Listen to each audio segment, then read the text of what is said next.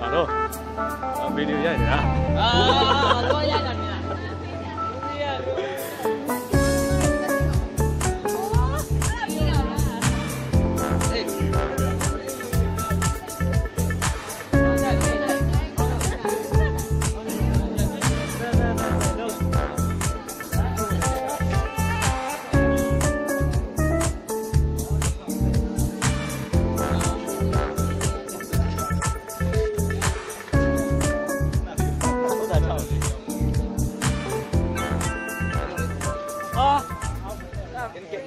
ကင်မရာစားတယ်ကွာ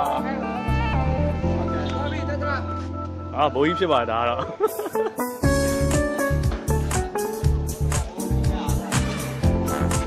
တက်တဲ့နေရာဖြစ်ပါတယ်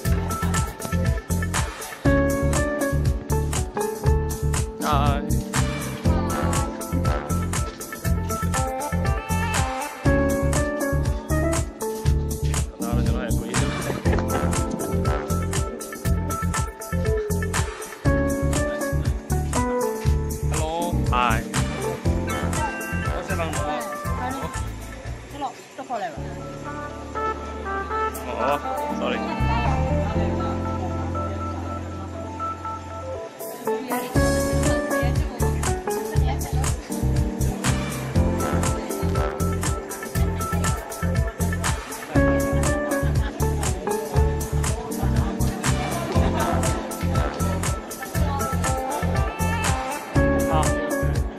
ဝေးရလာခဲ့တာဖြစ်ပါတယ်